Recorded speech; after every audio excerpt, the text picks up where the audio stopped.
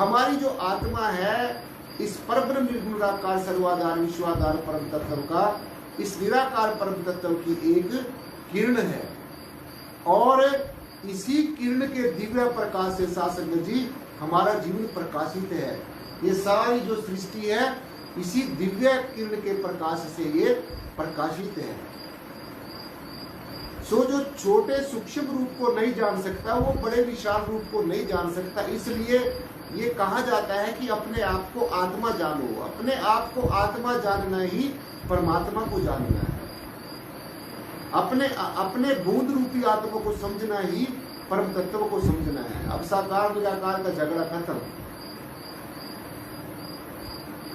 परमेश्वर साकार भी है निराकार भी है, और साकार भी नहीं है निराकार भी नहीं है। वो कैसे? वो ऐसे कि जो निराकार को नहीं जानता वो साकार मानता है, जो निराकार को जानता है वो निराकार मानता है। जो निराकार को देख लेता है, जान लेता है, पहचान लेता है, वो कह सकता है कि परमात्मा निराकार है। तो इसलिए साकार भी है निराकार भी है और साकार भी नहीं है निराकार भी नहीं है। जो साकार को भी नहीं मानता निराकार को भी नहीं मानता तो उसके लिए तो ना साकार है ना निराकार है। तो इसलिए सासंगत जी जो एक किरण है, जैसे सूर्य की किरण होती है, इसी किरण के दिव्य प्रकाश से ही हम लोग जिंदा हैं। इसी की प्रकाश की जो दिव्य ज्योति है, क्या तुम ये नहीं जानते कि जो ज्योति है, जो तुम्हारे अंतःकरण में ज्योति है, जो प्रकाश का पुंज है, यही तुम्हारे जीवन के जिंदा रहने का कारण है। यही जीवन की ज्योति है। इसी से ही जीवन हमारा चल रहा है, इसी से हम जीवन यापन कर रहे हैं। और ये जो प्रकाश की किरण है सासंगत जी, ये जो दिव्य प्रकाश है, ये ही आत्म तत्व को पांचों तत्वों के साथ जोड़कर रखता है। समझ लेनी है अच्छी तरीके से बात, ये समझने का मार्ग है। और इस मार्ग को सिर्फ समय का जो आत्मदर्शी, आत्मवेता, ब्रह्मज्ञानी, तत्वदर्शी सदगुरु है, वो इस रहस्य को समझा सकता है। और कोई दुनिया में कोई ऐसी युक्ति है ही नहीं है। जब तक आप ब्रह्मज्ञानी, तत्वदर्शी, समय का हाकिम, ये नहीं है कि जो सदगुरु पहले आपको पढ़ाकर चले गए हैं अब आप उन्हीं के सहारे बैठे रहेंगे। जब वो शरीर में थे तब तो आपने उनकी बात को माना नहीं है, अब आप पश्चाताप कर रहे हैं। ऐसा हो जाता वैसा हो जाता, ये समय की संभाल करनी होती है, ये समय का सदुपयोग करना होता है। तो इसीलिए सत्संग जी ये जो दिव्य प्रकाश है, जो ये किरण, जो सूर्य की जो एक किरण रूपी जो दिव्य प्रकाश है, ये ही इन पांचों तत्वों को जोड़कर रखता है। और यही जो दिव्य प्रकाश है, जो ये दिव्य प्रकाश है, यही हमें जीवन देता है, यही सभी जीवों को जीवन देता है। जब आत्मा पांचों तत्वों को छोड़कर अलग हो जाती है, फिर हमारी हस्ती मिट जाती है। अब ये समझ लेनी है बात। कब आप कह सकते हैं कि मैं और आप परमात्मा एक हैं? जब ऐसी अवस्था आ जाती है जब आत्मा पांचों तत्वों को छोड़कर अलग हो जाती है। तो ये कैसे जानेंगे? ये जीते जी जानना पड़ेगा। जब आत्मा पांचों तत्वों को छोड़कर अलग हो गई, फिर क्या जानोगे? जीते जी जानो। जब तक ये पांचों तत्वों के अंदर में जो अविनाशी तत्व है, जो आत्म तत्व है, पांचों तत्वों के रहते हुए, ये शरीर रहते हुए, इसके अंतर में जो अविनाशी तत्व है साथ संगत जी, इसको जान लेना है, इसको पहचान लेना है और फिर निरंतर साधना करके इसके अंदर रत रहना है, इसके अंदर एक रस रहना है और यही समझकर यही होने का प्रयास करना है। तो इसलिए जब पांचों तत्वों को छोड़कर जीते जी, पांचों तत्वों को छोड़ने का मतलब इन पांचों तत्वों से ऊपर उठना है, शरीर भाव से ऊपर उठना है, मन के भावों से ऊपर उठना है, बुद्धि के विचारों से ऊपर उठना है, चित्त के चिंतन से ऊपर उठना है। तो जब साथ संगत जी जीते जी पांचों तत्वों से उठ जाएंगे, ऊपर उठ जाएंगे, तो फिर अपनी हस्ती मिट जाएगी, शरीर भाव मिट जाएगा, मन का भाव मिट जाएगा, बुद्धि का विचार मिट जाएगा, चित्त का चिंतन मिट जाएगा। तो जब ऐसा भाव आ जाएगा तब आप अपने आप को जानोगे कि मैं एक पावन पवित्र आत्मा हूं और मुझ पावन पवित्र आत्मा का विनाश कभी नहीं होता है, क्योंकि मैं अविनाशी का अंश हूं। लेकिन किस अवस्था में कह सकते हैं कि मैं और परमात्मा एक है, मैं आत्मा हूं, मैं ब्रह्म हूं? वो तब कह सकते हैं जब ये सारा का सारा जो मैंने आपको बताया है, ये सारे बंधनों से जीव जब ऊपर उठ जाएगा, जब पांचों तत्वों से अलग ये आत्मा समझेगा, तो तब जाकर ये कह सकता है कि मैं और परमात्मा एक हैं। तब इसके अंदर कहने की एक काबिलियत पैदा हो जाएगी कि मैं और परमात्मा एक है। तो इसलिए साधु जी, जो आत्म तत्व है और जो परमात्म तत्व है, तभी इनमें एक रास्ता पैदा होगी, एक रूपता पैदा होगी। तो जब तक आत्मा रूपी बूंद परमात्मा रूपी समुद्र में नहीं समा जाती, तो तब तक संसारिक बंधनों से छुटकारा नहीं मिल सकता। तब तक ये जीव बार बार जन्म और मन के चक्कर में पड़ा रहेगा, बार बार ये संसार में आता रहेगा, बार बार इसकी संसार की जो इच्छाएं हैं, जो कामनाएं हैं, जो ऐशनाएं हैं, जो वासनाएं हैं, वो इसको बार बार संसार में खींचती रहेंगी। और यही जन्म और मरण का कारण है, यही संसार में बार बार आने का कारण है। तो संसार के में जो जितना सुख मिलता है साध संगत जी, कितना भी सुख मिल जाए, कितना भी संसार के साधनों को आप इकट्ठा कर लो, कितने भी संसार के सुखों वैभवों को इकट्ठा कर लो, कितने भी संसार की जड़ माया को इकट्ठा कर लो, लेकिन फिर भी देखने में ये आता है कि ये जीव बेचैन रहता है। क्यों रहता है? जब इसकी संसार की अपनी मन की जो इसने चाहा वो इसको मिल गया। लेकिन सबसे बड़ी प्रॉब्लम ये है साध संगत जी कि जिसको आप चाहते हैं वो आपको मिलता नहीं है। जिसको आप चाहते हैं वो आपको मिलता नहीं है, और अगर आपने कोशिश करके वो आपको मिल भी गया, ध्यान से सुनिए ये बात, ये सबके साथ होता है ऐसा। ये एक कॉमन सी बात है जो सबके साथ होती है कि जो आप जीवन में चाहते हैं वो आपको मिलता नहीं है, इसीलिए बेचैन है आप, इसीलिए जीव बेचैन है। और जो इसने इकट्ठा किया है, जिन चीजों को इसने संग्रह किया है, वो इसके अंत समय में काम आने वाली नहीं है, इसलिए ये बेचैन है। क्योंकि अब संग्रह करने का जो काम है, फिर इनको छोड़ना बड़ा मुश्किल हो जाएगा। इसलिए निरासक्त भाव से, अनासक्त भाव से इस संसार के अंदर जीवन यापन करना है।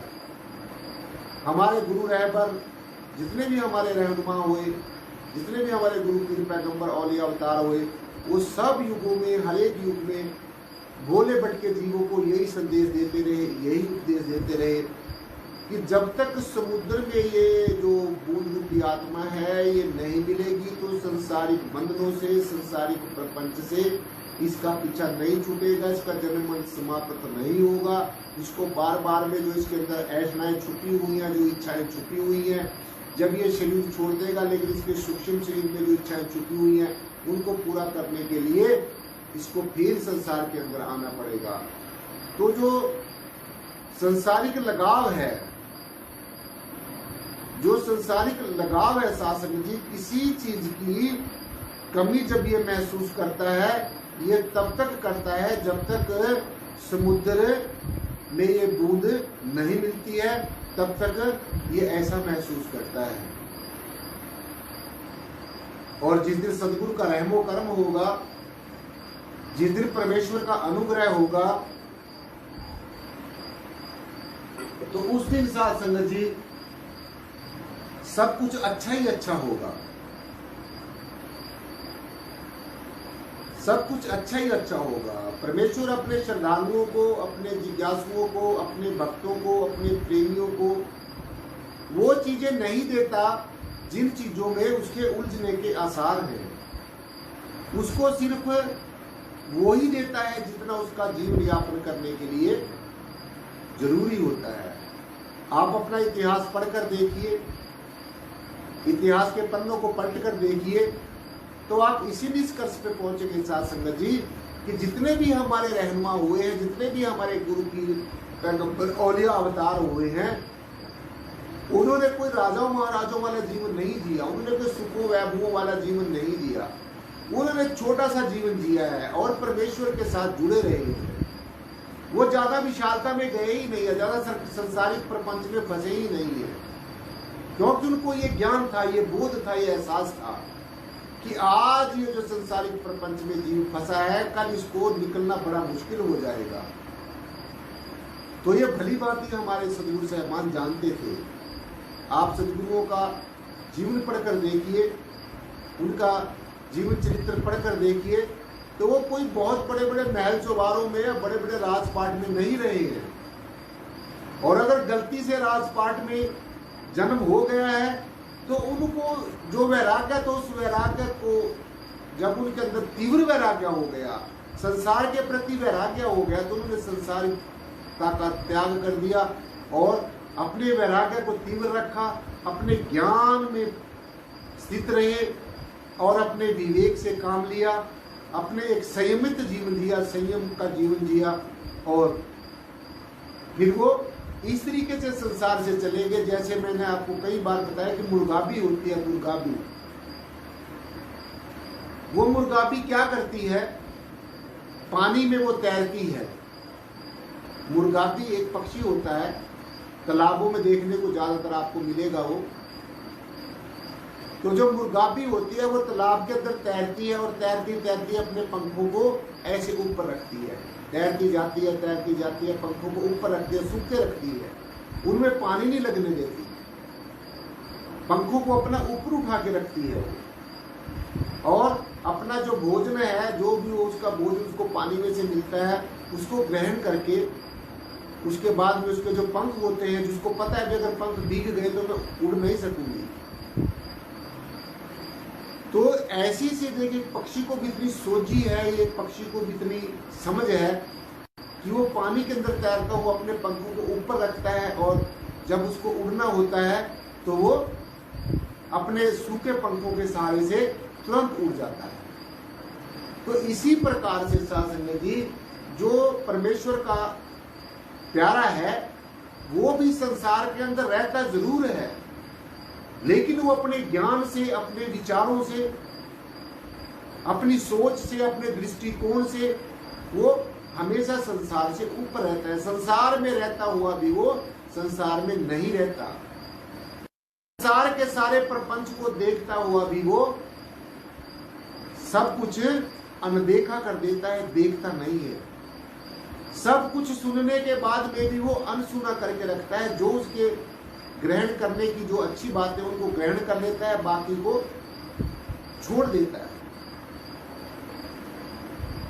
जो निरर्थक है, जो अर्थहीन है, उसको छोड़ देना है और जो सार्थक है उसको तुरंत अपना लेना है। तभी आप मुर्गाबी की तरह जब इस पंच भौतिक शरीर को छोड़ोगे, अगर इसके अंदर आत्मा के जो पंख हैं, जो ज्ञान का और ध्यान का पंख है, आत्मा के दो पंख हैं, एक ज्ञान है और एक ध्यान है। तो जब आपको परिपूर्णता का ज्ञान होगा, एब्सोल्यूटनेस एंड कंप्लीटनेस का ज्ञान होगा, पवित्रता का और परिपूर्णता का जब आपको ज्ञान होगा साथ संगत जी, तो फिर अंततः आप भी ऐसे ही इस पंच भौतिक शरीर को छोड़कर अपने ज्ञान और ध्यान रूपी पंखों का सहारा लेकर इस आत्मा को जब इस शरीर को छोड़ेगी तो ये अपने निज धाम में पहुंच जाएगी। इन दोनों पंखों का सहारा लेकर, ज्ञान और ध्यान का सहारा लेकर ये अपने निज धाम तक पहुंच जाएगी, अपनी मंजिले मकसूदा तक पहुंचने में सक्षम हो जाएगी। जैसे मैंने आपको मुर्गाबी को उदाहरण दिया है, तो संसार में रहता हुआ भी ऐसा ज्ञानवान महापुरुष संसार में नहीं रहता, संसारिकता में नहीं फंसता, संसार के बंधनों में नहीं जकड़ा जाता। वो अपनी सोच से, विचारों से, ज्ञान से, ध्यान से हमेशा पांचों तत्वों से ऊपर रहता है, हमेशा इस जय श्री प्रीतम निर्गुण निराकार सर्वाधार विश्वाधार परम तत्व के साथ, इस अकाल पुरुष के साथ, इस सतपुरुष के साथ हमेशा वो जुड़ा रहता है, क्योंकि हम आमने सामने हैं, पिता और पुत्र आमने सामने हैं। जैसा मेरा पिता है वैसा ही मैं इसका बेटा हूँ। जो ये मुझे कहता है मैं वो आपको बता देता हूँ। अब आपको इस मार्ग पर चलना है या नहीं चलना है ये आपके ऊपर निर्भर करता है। तो सदगुरु कोई कमी नहीं छोड़ता, किसी भी युग में कमी नहीं छोड़ता, समझाने में बारीकियों को पूरी तरीके से समझाता है। और मैंने आपको रहस्य बताया कि ये परमेश्वर, ये परब्रह्म निर्गुणाकार सर्वाधार विश्वाधार परम तत्व, ये सदगुरु का रूप धारण करता है, ब्रह्म ज्ञानी सदगुरु का रूप धारण करता है, क्योंकि इसके ब्रह्म के जो ब्रह्म है वो सदगुरु के मुंह के अंदर प्रकट होता है। और फिर ये अपना रहस्य हम लोगों को बताता है भी मुझे ऐसे मिला जा सकता है, ये योग है, ये युक्ति है, इस ज्ञान के माध्यम से मुझे जाना जा सकता है, इस ज्ञान की ज्ञान योग से, ज्ञान की युक्ति से मुझे जाना जा सकता है, पहचाना जा सकता है। ये जो परम चरम रहस्य है साध संगत जी, ये फिर सदगुरु हमें बतलाता है। तो इसलिए मुझे आपसे पूरी उम्मीद है, मैं पूरी आशा करता हूँ साध संगत जी, बेशक आज आप कितने भी क्लास में उपस्थित हुए हैं, ज्ञान चर्चा में शामिल हुए हैं, शरीक हुए हैं, तो जो आज की ज्ञान चर्चा में नहीं आए हैं, आप सबसे ये अनुरोध है कि आप सबने अपने आस पड़ोस वालों को, जिसको भी आप जानते हैं जिसने ज्ञान लिया हुआ है और नहीं भी लिया हुआ है, वो भी, ये कोई बंधन नहीं है कि सिर्फ ज्ञानवान ही ज्ञान चर्चा सुन सकता है। ज्ञान लेने से पहले हर एक इंसान अज्ञानी ही होता है, मनमुखी ही होता है। तो इसलिए साध संगत जी किसी भोले भटके को सदमार्ग पर चलने की प्रेरणा देना, इससे बड़ा कोई सत्कर्म नहीं है। तो आज जो मैंने आपके समक्ष बेनती रखी, मुझे पूरी विश्वास है, पूरी उम्मीद है कि आप इसको घर जाकर फिर सुनेंगे और इसको अपने अंतःकरण में धारण करेंगे। इस इल्म को अमल में अमली जामा पहनाएंगे।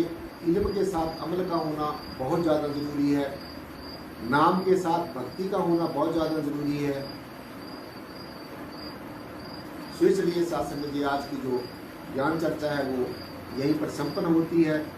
और आज का जो समय है वो आपको पता है, मैंने सबको मैसेज लगाया था, और जिनको नहीं पता उनको बता देना है साध संगत जी कि जो 6 बजे शाम को 6 से 7 बजे तक जो ये लाइव फेसबुक पर सत्संग प्रवचन होता था, अब इसका समय 7 बजे से 8 बजे तक कर दिया गया है। क्योंकि मुझे कई संत महापुरुषों से सुनने को मिला है, कई तो मैसेज मुझे मिले हैं कि हम सरकारी नौकरी करते हैं तो हम 6 बजे अपना ज्ञान चर्चा में शरीक नहीं हो सकते हैं साध संगत जी।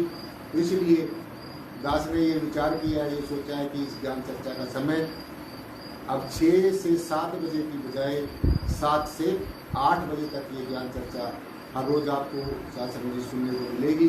तो सब ने 7 और 8 बजे का जो समय है वो स्पेयर करके रखना है, अपने काम काज उससे पहले निपटा लेने हैं और ज्ञान चर्चा में जरूर शरीक होना है। क्योंकि हर एक दिन हर रोज़ हमें ज्ञान चर्चा में सत्संग में नई नई जो खोज है वो मिलती है, अनुभव की, गुरुओं के अनुभव की बातें सुनने को मिलती हैं, सदगुरु के अपने अनुभवों के जो उन्होंने अपने जीवन में अनुभव किए वो सुनने को मिलते हैं। तो साथ सदगुरु वचनों के साथ आज की जो ज्ञान चर्चा ये पर संपन्न होती है। और एक बार सदगुरु भगवान के नाम का एक जय घोष, एक जयकारा, जिनकी अपार कृपा से आज हम सबको एक ज्ञान चर्चा सुनने को मिली है। बोलो सदगुरु भगवान की जय। परम पूजनीय सदगुरुदेव बूटा सिंह जी महाराज की जय हो। जो बोले तिस बलिहार, सदगुरुदेव परम पूजनीय बूटा सिंह जी महाराज की जय हो। जो बोले तिस बलिहार, परम पूजनीय सदगुरुदेव मेहताब सिंह जी महाराज की जय हो। जो बोले तिस बलिहार, सदगुरुदेव लक्ष्मण सिंह जी महाराज की जय हो। जो बोले तिस बलिहार, सदगुरुदेव प्रियतमनाथ जी महाराज की जय हो। जो बोले तिस बलिहार, सर्व संत समाज की जय हो। साथ संगत जी बड़े प्यार और सत्कार के साथ बोलना जी।